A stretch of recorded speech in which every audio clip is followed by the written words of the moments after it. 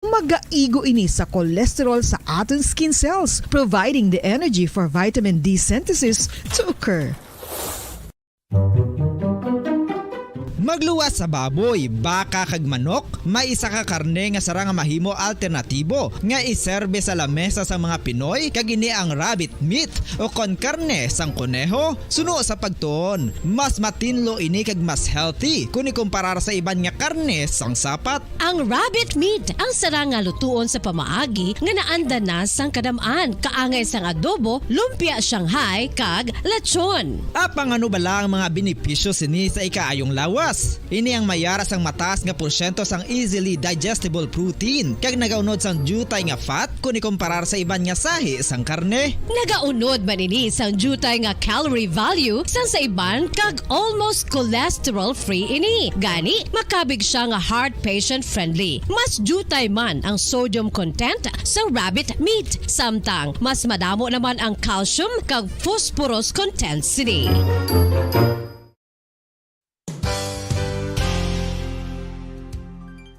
Nakaibalo-bala kamo nga ang bantugon nga simbahan sa Banwa sa Valladolid diri sa probinsya sa Negros Occidental nga ang Our Lady of Guadalupe ukon ang Nuestra Señora de Guadalupe ang mas magulang pa diin ang edad sini kung ikumparar sa amo nga banwa. Tuig 1852 sa gintukod ang kumbento kag simbahan sa Nuestra Señora de Guadalupe, walo ka tuig antes pa man natukod nga mangin isa na kabanwa ang inubayan ang ngalan ukon pagtawag sadto sang Valladolid sang tuig 1860 sa sur nga bahin sang probinsya. Ang simbahan ang gintukod sa mga Recollect missionaries tubtub nga ginpatahong pagid ini kag ginpadako sa tong 1877 nga may baroque style nga fasad kag basic nave o kon central part sang simbahan sa pagpamuno ni Recollect priest nga si Father Carlos Ubida. Ang matahom na nga kumbento kag simbahan ang natapos antes pa man nagsugod ang pag-ibwal sang Philippine Revolution sa tong tuig 1897. Sa paglipas sang malawig nga tinuig, madamo naman nga mga renovations ang ginpadigayon sa sining nga simbahan tubtob nga natapos antes pa man mag-abot ang 20th century. Sadto ang isa sa nagapatahom sa Our Lady of Guadalupe Church,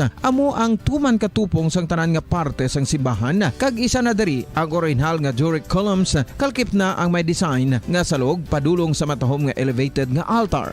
Ang dingding sang baroque style nga fasad sini nga simbahan human sa coral stones. Throughout all this, the Lady of Guadalupe Church has remained to be one of the most beautiful among all Negros churches.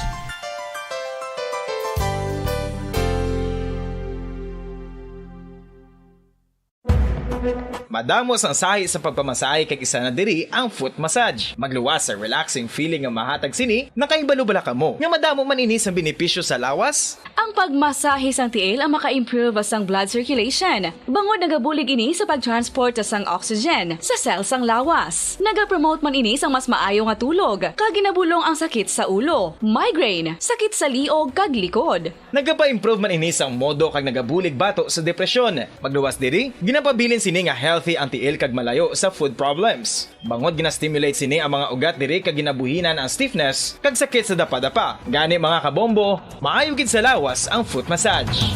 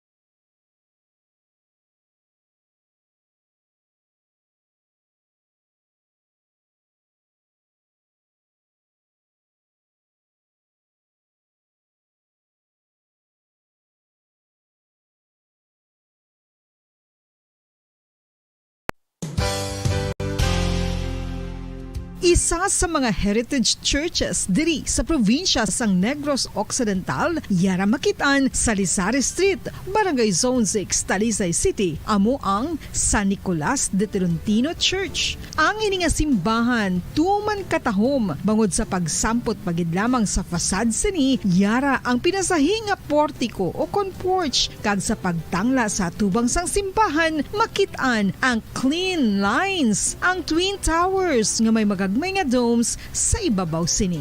Sa pagsunod sa simbahan, mapawaw ka sa disenyo. Tastefully designed and preserved, the church's interiors have avoided the catastrophic fate of misguided renovations. Sa pagpadulong amat-amat pakadto sa altar, magatampad naman sa imo ang mahogany colored altar nga gindekorahan sang gilt curvings nga amo ang ginabutangan sa tunga sang santo patron sang simbahan nga amo si San Nicolas de Tolentino, isa ka Italian saint kag mystic. Sa wala kag tuo, yara ang imahe ni San Ezekiel Moreno kag San Rafael, kag sa ibabaw yara si Hesu Kristo. Samtang makitaan ang kapinasahi sang pattern sang salog sang San Nicolas de Tolentino sa Talisay, bangod sa design nga checkerboard nga itom kag puti nga kunlantawon may pleasing contrast sa dingding sang simbahan. Makitaan man ang rows of iron chandeliers nga madamo nga nagalinyada sa atop sang simbahan nga nagahatag sang kasanag sa palibot, ilabi na gid sa tupong sini nga aisles sa salog, separated by a row of Corinthian pilasters and stylized flat arches. Ang pundasyon sang karon nga San Nicolas de Tolentino Church una nga gindihon sadto sang isa ka pari sang Order of Augustinian Recollects nga si Father Fernando Cuenca nga nagabot diri sa Negros sadtong 1848. Samtang ang karon nga structure gintuko dinhi sa sulod sang 3 ka tuig humalin sang 1933 tubtob 1936. The Church of San Nicolas de Tolentino reminds us not only of the work of Father Cuenca but stands as a testament to the unity and faith of the people of Talisay.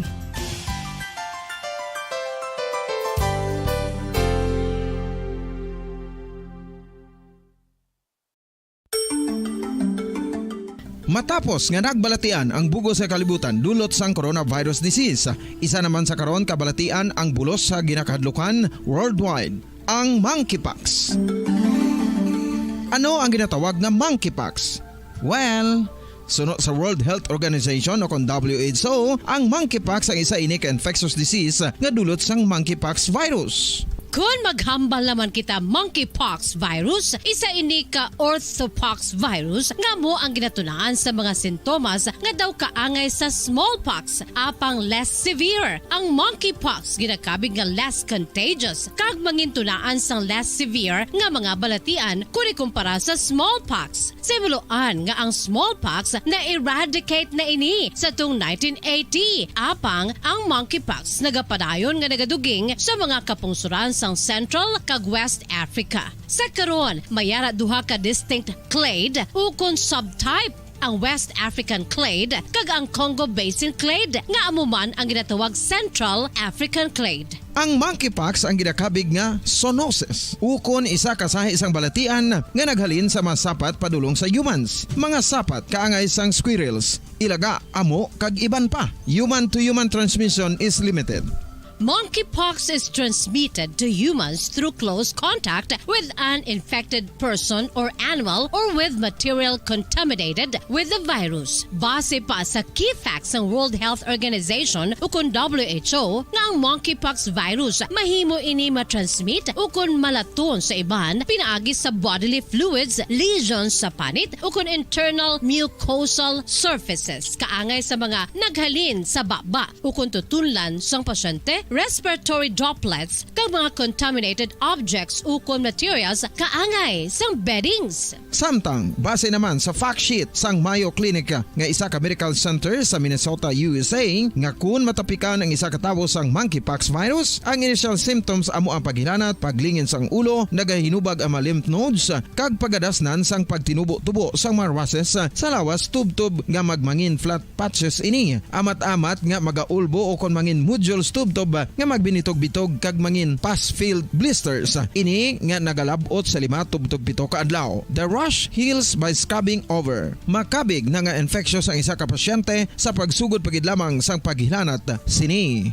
Samtang pamangkot, may bulong na bala ang monkeypox? Well, dugang pa sa fact sheet ng WHO nga ang vaccines nga ginusar sadto sa pag-eradicate sang smallpox sa bugos sa kalibutan amo man karon ang ginatublok sa mga tao batok sa monkeypox kag ang antiviral agent nga gin-develop para sa smallpox treatment nangin lisensyado naman para sa treatment sang monkeypox. Newer vaccines have been developed of which one has been approved for prevention of monkeypox.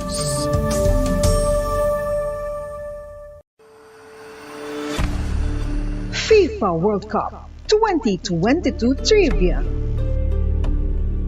Sa din balalabing una nga ginpatigayon ng World Cup. Ang labing una nga FIFA World Cup ang ginpatigayon sa Uruguay sa tung Hulyo 13, 30, 1930. Sa final round, ang host kag pre-tournament favorite nga Uruguay ang nagluto sa Argentina sa score na 4-2 sa atubang sa manuglantaw nga nagalapot sa 68,346.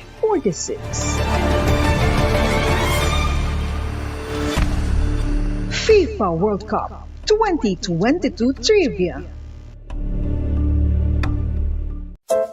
Luyag mo bala mga kabumbo nga mapanubo ang imo nga bugat? Nakasiguro ka bala nga nagakaigo ang imo nga pamaagi? Isa sa masami nga ginahimo sang iban nga mga luyag pagpanubo sang bugat amo ang starvation diet ukon pagpagutom.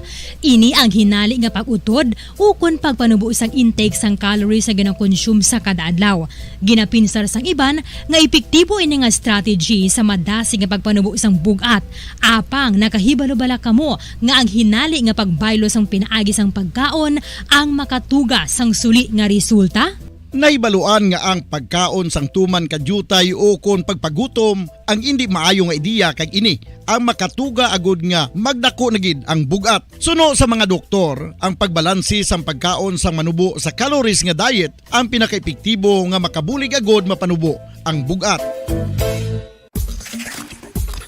Ano-ano ang mga pagkaon nga makakuha kita sang vitamin D? Well, pila sa mga ini ang mayara sang significant amount sang vitamin D nga mahatag sa aton lawas kipan sang cod liver oil, swordfish, salmon, canned tuna, beef liver, egg yolks kag sardines. Uy, ang sardinas! Samtang gina-advise nga nagakadapat gali nga kauno naton ini o kung i-consume naton nga ini nga mga pagkaon sa halos matag-adlaw nga tanan agud nga makaangko na nga lawas sang enough vitamin D. Outdoor direct sunlight skin exposure of the face, arms and hands for 5 to 10 minutes 2 or 3 times a week combined with vitamin D supplements is required to ensure vitamin D sufficiency. Gani, ano pa ang ginahulat ninyo? Magwa na kun aga kang magpainit-init o kun magpabalhas samtang naga ulo exercise bangod maayo ang dulot sini sa aton ikaayong lawas.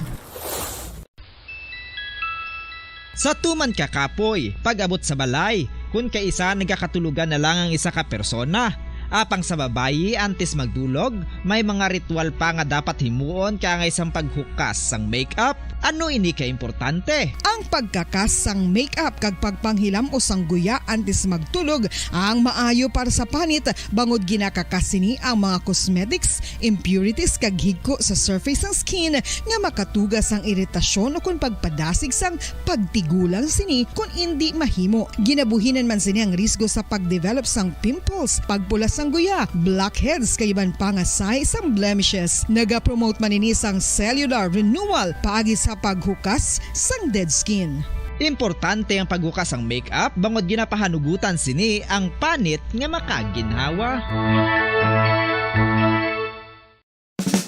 Ano ang masami nga rason sang pagsakit sang aton tiyan? Ang pagsakit sang aton tiyan, ang bangod sa sahi sang pagkaon nga aton masami ginakaon. Suno sa oncologist nga si Dr. Isaac David Ampil II, ang masami nga pagsakit sang tiyan ang bangod sa hyperacidity. Suno diri, Ang pagsaka sang acid ang nagatuga sang pagsakit sang tiyan. Ini ang ginatumod nga sinisikmura o kung stomach ache. Ang usual nga ginatunaan sini amo ang pagkaon sa mga pagkaon nga mataas sa acid content. Kaangay sang citrus fruits, kaglabaw sa tanan, ang spicy food. Ang iban nga sources amo ang alcohol, coffee, kag masami ang pagpagutom. Ang stomach pain, ang bangod man kung kaisa sa ulcer kung sa diin ginadigest sang acids ang lining sang stomach. Apang agud masiguro ang gintunaan sang stomach pain, mas maayo nga magpakonsulta sa doktor.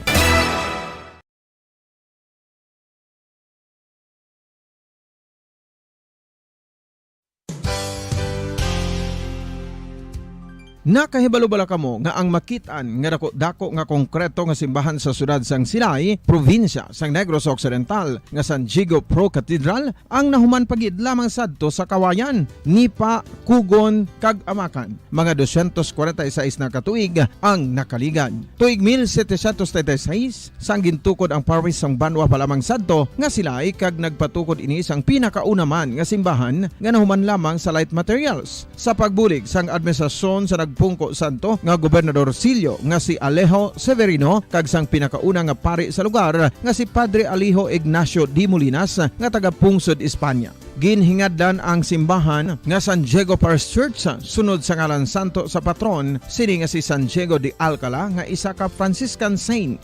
Tuig 1841 sangang isa naman ka parish priest nga si Father Eusebio Locsin ang nag-initiate nga bagatukod sang mas permanente nga simbahan nga nahuman sa bato kag kahoy. Ginsuguran ini sa pagpasanyog sang atop ang galvanized iron kag iban pa nga parte sang simbahan. Apang sang nag-ibwal ang revolusyon sa tong Nobyembre 5, 1898, wala ini natapos kag naunta. Tuig 1925 na sang ang mangaranon nga silay nun kag sugar baron nga si Don Jose R. Ledesma ang nagdonar sang dako nga kwarta sa pagtukod sang dako kag bag-o nga simbahan. Ang Italian architect nga si Lucio Bernasconi amo ang nagdisenyo sang bag-o nga simbahan kag sang ulihi ginhimo pa niya ini nga modelo sang pagbalik na niya sa Italia. 1927 sang nakompleto tukod ang simbahan nga may twin bell towers base sa Romanista o kon Renaissance nga disenyo. Disyembre 25, 1974 sang ang sadto obispo sang Diocese of Bacolod nga si Monsignor Camilo Gregorio ang nagdeklarar bilang Pro Cathedral, rason kung nga ginatawag na ini sa karon nga San Diego Pro Cathedral, the only Catholic church to be declared as Pro Cathedral in the Philippines.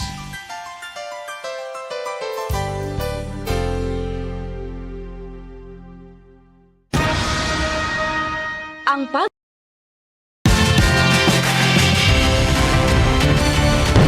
Bombo kahit kanino sa atin nagbibigay saya. Kahit kaano ang maibigay, ang tulong mo na may tunay. Bombo kahit kanino nangangailangan ng tulong. Pamasko para sa iyo ang aming lingkod. Maligayang Pasko sa lahat, Star FM at Bombo Radio. At Bombo Radio.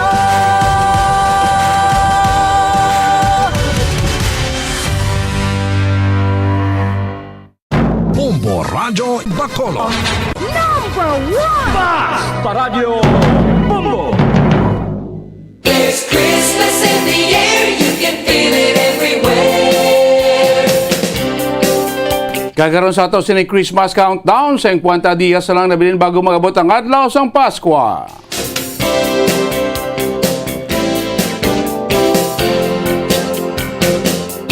Kamusta na kamo po ng welcome diri pagpalagay sa Pratuntunan Bombo Hanay sa Udto. Pang Sabadong edisyon sa Pratuntunan Pizza 5 sa bulan sang Nobyembre. Una nga Sabado sa ikunsi nga bulan tuig 2022. Mga soke na mga tagpulamati natin mga kabombo natin sa kabusan ng 61 ka mga barangay sunod sa Bacolod. Of course, sa mga nakatutok na mga kabombo natin sa mga bano kasunod sa kabuusan sa probinsya sa Negros Occidental. Mainit, masakit ang silak ni haring araw siningadlaw sang Sabado. Manami ini magpadulong sa pilaya ka mga bugnaw nga lugar. course, welcome ta ato sining masoke ato sining mga kabumbu ato sining mga driver, mga driver tapos despite nga wala sa nga kung maninit nga pasahero kraw wala sa klase, wala sa trabaho diri sa Bugos nga probinsya sa Negros Oriental bukod sa selebrasyon sa Al 5 de Nobyembre sa gapon ato sa mga driver banat boto sini iya nga mga tinion. Ang ato naman karon nga mga nagatutok sa ato sa FB ka YouTube channel, mga taga Negros, taga Bacolod, di man sila bayan sa Pilipinas, di mga bayan sa kalibutan, ila na makitaan, mabatean nato mapalagad siya ugto siya platuntunan bombo hanay sa ugto. Of course, aton nga mga manabuligya, bawat tinders and tiras, mga tirbol na tiras nato sa mga merkado, kamusta na baklanay, kamusta ang bintanay, siling oras may gihanggaw pa na iya pamalaklon mo? Hingagaw pa nilulutoon pananyagaw sa tagsan nila kay mga panimalay, iba natin mga kotoran, tapos sa panyaga, ibang gamos pa panyaga, ibang naray pa karon sa ilatag sa kilamisa para magpanyaga. Pagbuha sa mga kotoran natin sa mga kumahan, mga nguman natin sa kumahan, mga mangista natin niya sa kalalauran. Welcome, pagpalagad sa platuntunan, bombo hanay sa Udto. Kaupo nyo sining ugto, Bombo Dennis Rubica. Ng mga balita, nato naman gapon naman balita nato ni Balon, sining ugto palagad si platuntunan sa mga nagapauno nato niya mga balita lokal ang kuwaon ta karon ng reaksyon ng ato sining grupo man sa Manudlo, sining statement kon memorandum order gin pagwa ni DepEd Secretary Vice President Sara Duterte nga after sa kun sa guwasang school premises na dapat wala na kuno sang mapakita nga relasyon sa tunga sa mga estudyante kag mga manunudlo.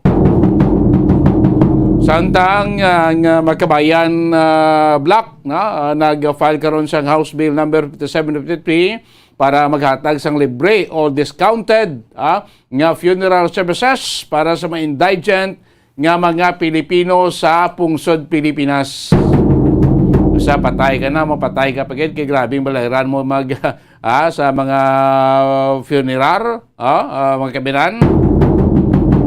Samtang Commission on Election, magpatigay naman sa continuing registration sa maabot nga Disyembre 9, Tob-Tob, Enero 31 sa masunod yang tuig. Sa mga balita natin sa palibot niya sang pungsod, ang gobyerno nasyonal nagpasiguro naman ako nagpasalig naman nga maghatag uno sang subsidy kag cash transfer sa mga kwalipikado nga mga Pilipino sa piyak sining padayon nga pagtaas sa inflation sa aton sining nga pungsod. Pag sining nga mataas ang inflation, nagataas ang bili iya sang balaklon. Kag sa aton sining balita iya sa luwas sang pungsod, mga anay preso dito iya sa Russia o kung sa Russia nga iga-activate, iga-recruit sa Russian government agud mag-away batok iya sa Ukraine. So muna mga balita, ang aton gapatamod balita aton himay mayon sining aga o sining ugto pagpangalagad sa inyo platuntunan bombo hanay sa udto. DCNYB minutos na nakalabay nakaligad sa tak na alas 11 ng aga makabinan natin sa aton himay-mayon ng mga balita natin makabinan dagitanay sa aton sininga selebrasyon subong aga sa wala magkaibalo subong adlaw diri sa probinsya sa Negros Oriental atong silbar ika-124 katuig nga pagdumdum naton sa aton sining kahilwayan diri iya sa probinsya sa Negros Oriental ang gitawag Negros Day ang kilwayan naton batok iya sa paginakop sang mga katsila sa November 5, 1898 nangko nato sa Kilwayan pagi sa pagpanikasog sa ato sini nga mga lokal nga makatipuneros lokal nga mga hangaway naton mga Pilipino sadto nga nagapangisogid pakigbahin sa pag-arsa batok sa paginawmiya sa mga katsila so sini nga adlaw okay nasingaga may mga aktibidades sa tagin patigayon in connection sa sinaton celebration sa Negros Day Al 5 de Nobyembre dito sa may provincial Capitolagon. Of course, totoo aton nga mga provincial government agency sa celebration pagpuuna mismo ni Governor Eugenio Bong Lacson aton nga PNP, Philippine Army, Bureau of Fire, BGMP, kag ang mga civil agencies sa aton siniya nga gobyerno provincial, no? Dito ya nag-celebrar kay na sa may provincial Capitolagon sa isa ka ginpangunahan o kung pangunahan pag iya sa isa ka flag raising ceremony mga kabanan, no? Of course mga public officials naton ato dito sa naton Governor Lacson, Vice Governor Jeffrey Ferrer, of course kay palapagin naton niya kay mga dinapit man nga mga bisita sa siling okasyon kay na sa may provincial Capitolagon. Of course ang agaman ang pilaman ka activities patagaw dito iya sa may syudad sang Bago, no? Kay ti balanta sa mga lokal aton heroes da sa General Araneta, mga kabayan, sa mga national o local heroes naton diri iya sa probinsya sa Negros Oriental, no? Ti magluwas inang parada aton lakina, may flag raising man. Of course ara man to ang pasigabong festival contest, no? Patunog-tunog lupok sang kanyon, ang gipasakupan sa 24 ka mga barangayan sa syudad iya sa Bago, mga kabanan.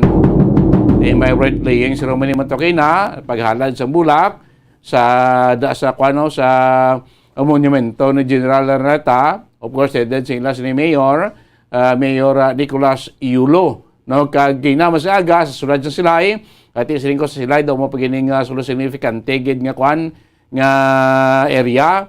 Ito iya sa may dalan sa 5 de Nobyembre sa may replika sa kanyon, parmasya blada, o Koloso nga sa din sa ato maragtas at sa siling parmasya gindihon nagasapol sekreto ang mga matag-as nga mga lideres ang lokal nga panguluhan, no, sang Northern Negros para magsapol, para mag-alsa batok ya sa paginahom sa mga katsila. So ang selebrasyon ng kaina sa Silay until na padayon man isa kimisa ginpatigayon sa may San Diego Pro Cathedral alas 6 kag pag alas 8 nagapatigayon sila sa seremonya dito iya sa may sa may marker ada sa may corner sa 5 de Nobyembre McKinley Street naman ang marker dahil kita may kanyo na kadto kamudra so may replika sang butika Koloso manadang marker ang daging sa exact area nga hinunanon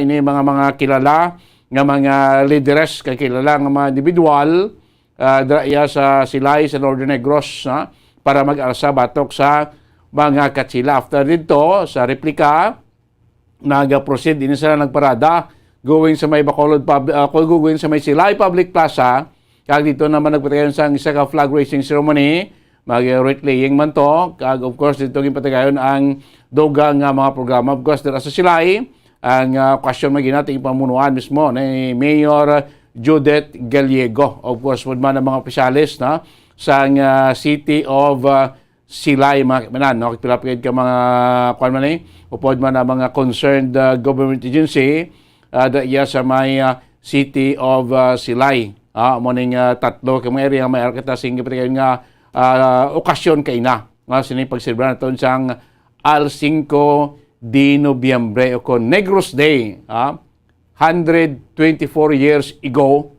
nga mangko naton kay luwayan dito sa Bugos nga probinsya sa Negros Occidental asing naton pagi sa pag-alsa sa mga Pilipino, mga revolusyonaryo, mga katipunero diri iya sa probinsya sa Negros Occidental batok sa gobyerno or paginahom iya sang dumuluong nga katsila mga kaibigan, no? Sa iba ni mga millennials ito ay nakabalo sing story nato sa atong probinsya, no?